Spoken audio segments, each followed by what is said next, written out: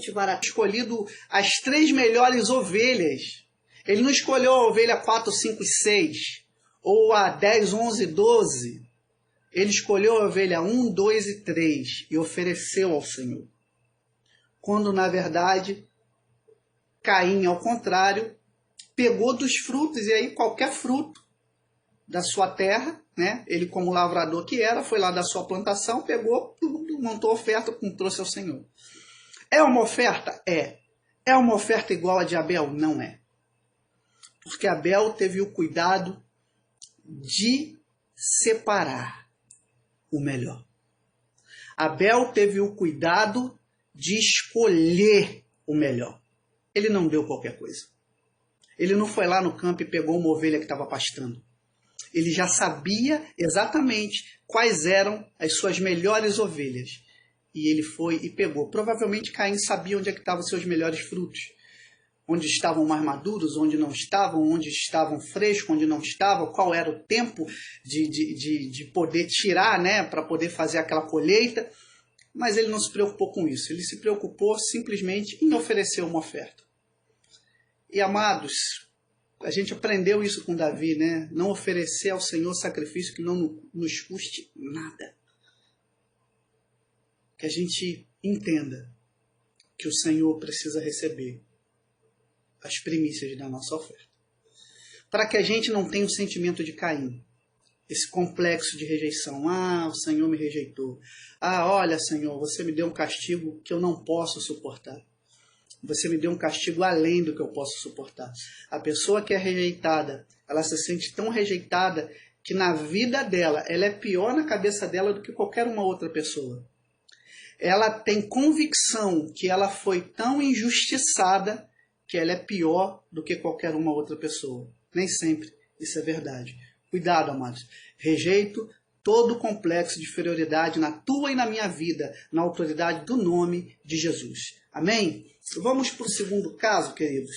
Está lá em está lá em Gênesis também, Gênesis 27, o segundo caso, versículo 22, diz assim, né? E aqui é o caso de Jacó e Esaú. Diz assim, versículo 22, Jacó aproximou-se do seu pai Isaque, que apalpou e disse, a voz é de Jacó, mas os braços são de Esaú. Não o reconheceu, pois seus braços estavam peludos como os de Esaú, seu irmão, e o abençoou. Isaque perguntou-lhe outra vez, você é mesmo meu filho Esaú? Ele respondeu, sim, eu sou. Então lhe disse, meu filho, traga-me da sua caça para que eu coma e o abençoa. Jacó a trouxe, seu pai a comeu, também trouxe vinho e ele bebeu. Então seu pai Isaque lhe disse, venha cá, meu filho, dê-me um beijo. E ele se aproximou e o beijou. E quando sentiu o cheiro de suas roupas, Isaque o abençoou, dizendo, presta atenção na bênção de Isaque, amados. Ah, o cheiro do meu filho é como o cheiro de um campo que o Senhor abençoou. Que Deus lhe conceda do céu o orvalho e da terra riqueza, com muito cereal e muito vinho, que as nações o sirvam e os povos se curvem diante de você. Seja senhor dos seus irmãos e curvem-se diante de você os filhos de sua mãe. Maldito seja os que o amaldiçoarem e bendito seja os que o abençoarem. Quando Isaque acabou de abençoar Jacó, mal tendo ele saído da presença do pai, seu irmão Esaú chegou da caçada, aquele que realmente deveria receber a bênção, né? Ele também preparou uma comida saborosa e trouxe a seu pai, e lhe disse, meu pai, levante-se, come da minha caça, para que o Senhor me dê a sua bênção. Então seu pai Isaque perguntou-lhe, quem é você? Ele respondeu, sou Esaú, seu filho mais velho. Profundamente abalado, Isaque começou a tremer muito e disse, quem então apanhou a caça e a trouxe para mim?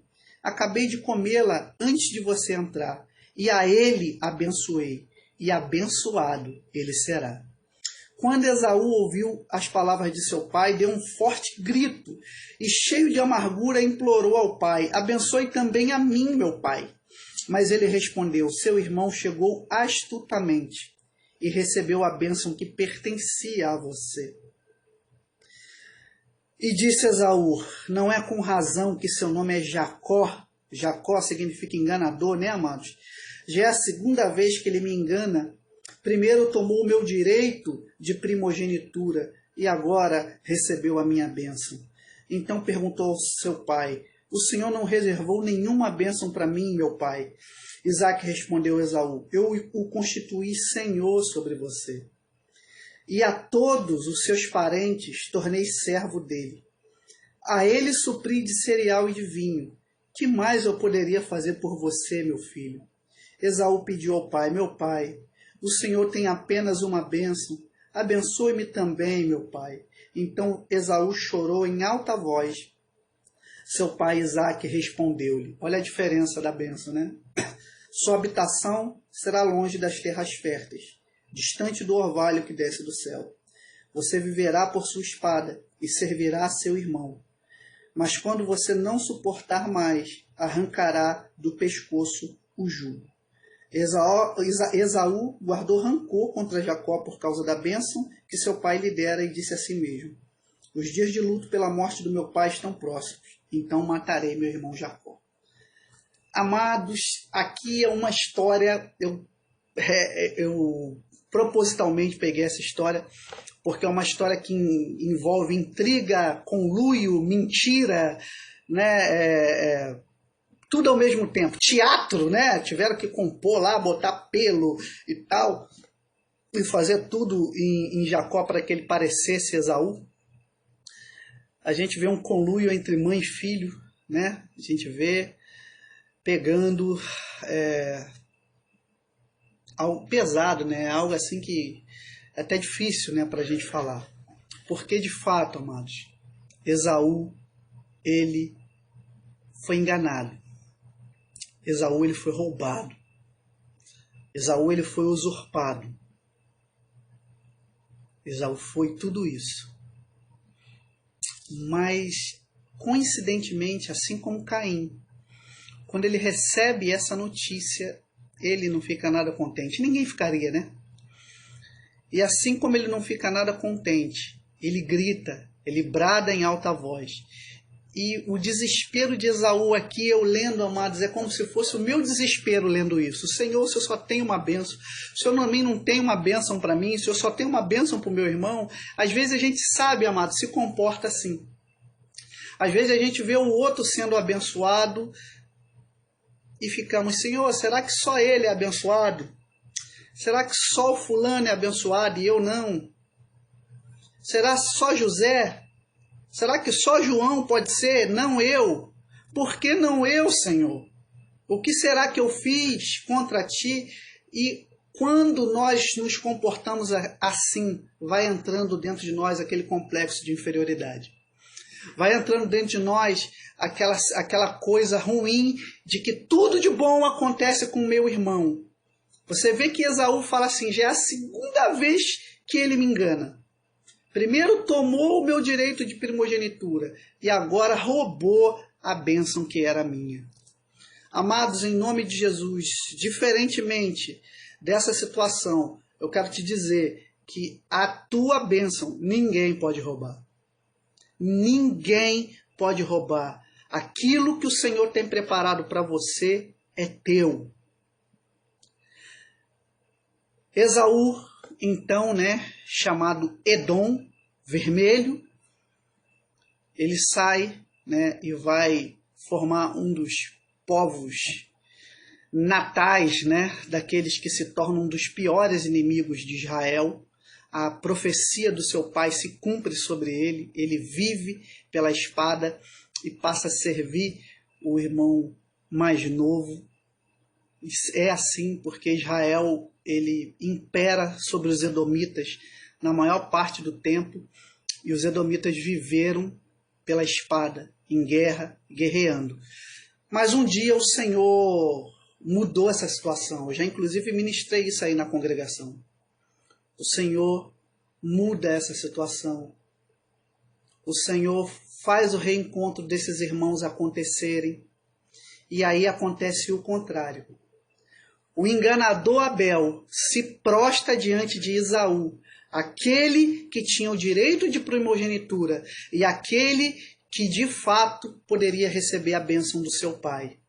Ele se curva diante do irmão. Ele traz todos os seus filhos, as suas esposas, os seus servos, os seus rebanhos, todo o povo, aquele povo que veio da casa de Labão com ele.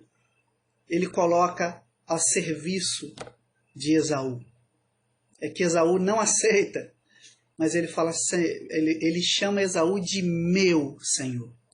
Ele fala, eu só quero que o meu Senhor me perdoe. O que queres de mim, meu Senhor? E ele fala uma frase que me encanta, que ele fala assim, meu irmão, ver o teu rosto é como ver a face de Deus. Enquanto Jacó se arrepende e vive uma vida penitente, porque eu vou te dizer, Jacó enganou o irmão, mas colheu, sofreu na mão de Labão. Quando você vai ler, todas as vezes que Labão promete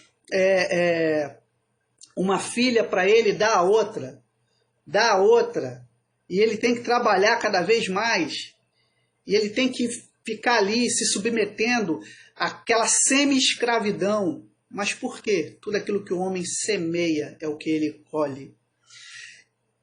E a gente vê aqui que no caso de Esaú, né, a gente não tem muitos registros, mas sabemos que ele vem de um povo guerreiro, né, praticamente um general de guerra, né, Esaú. Quando ele encontra novamente com Jacó, a situação está invertida. Esaú tem um exército.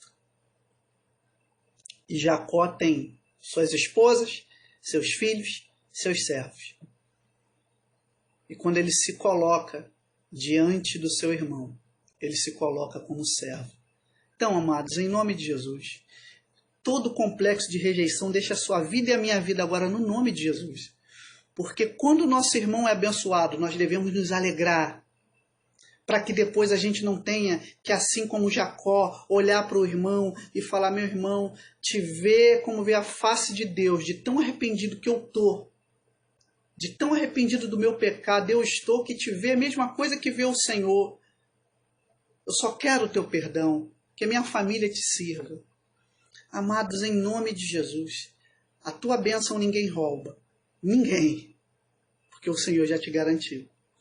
E amados, se o teu irmão está sendo abençoado, se alegra, você também está, eu também estou.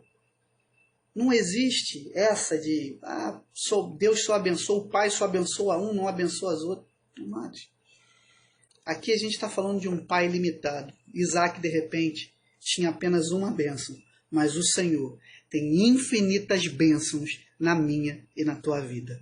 Amém? Para terminar, amados, eu queria ler o terceiro caso, né? Não para terminar, mas o terceiro caso é o caso de Saul, outro rejeitado, né? Diz assim, 1 Samuel, capítulo 15, versículo 22. Respondeu, porém, Samuel, acaso tem o Senhor tanto prazer em holocaustos e em sacrifícios, quanto em que se obedeça a sua palavra?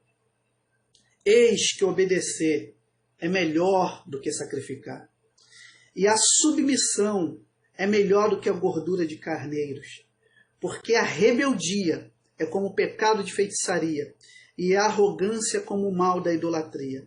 Assim como você rejeitou a palavra do Senhor, ele também o rejeitou como rei.